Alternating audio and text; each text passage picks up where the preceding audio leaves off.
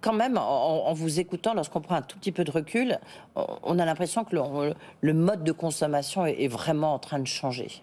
Alors ça, je vous le confirme complètement, et le changement s'accélère cet automne.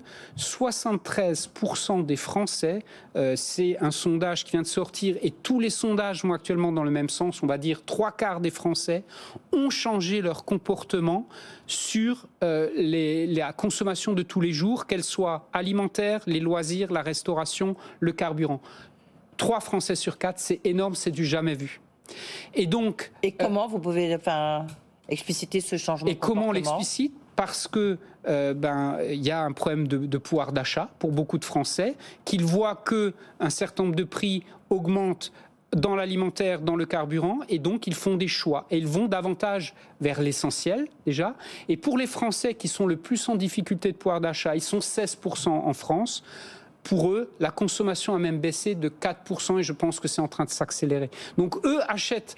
Ils n'arbitrent pas d'une grande marque à la MDD, ils achètent même moins. Au lieu d'avoir 40 produits dans le panier, il n'y en a plus que 30 peut-être. Voilà.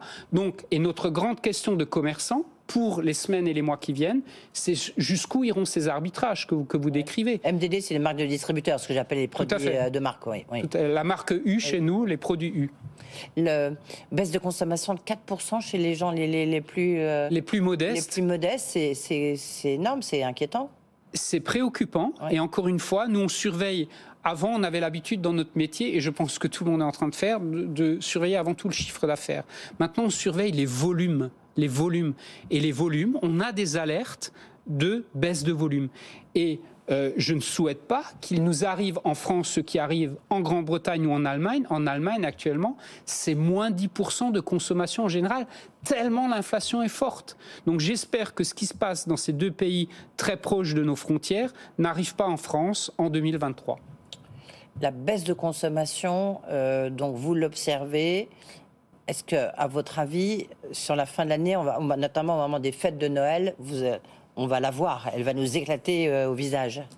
Je ne crois pas pour les fêtes de Noël, parce que les Français, et même pendant la crise du Covid, même pendant d'autres crises, les Français se sont toujours fait plaisir pendant les fêtes.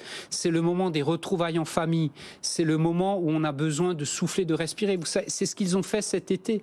Ils avaient tellement besoin de se changer les idées du Covid qu'ils sont partis en vacances, même parfois avec un budget contraint. Moi, mon pari, c'est que les fêtes vont bien se passer et que les gens se feront plaisir parce qu'ils en ont besoin. Par contre, que se passera-t-il après? Aujourd'hui, à la lumière de ce qu'on a vécu ces derniers mois et presque depuis 3 ans, je pense que personne n'a de certitude sur ce qui va se passer.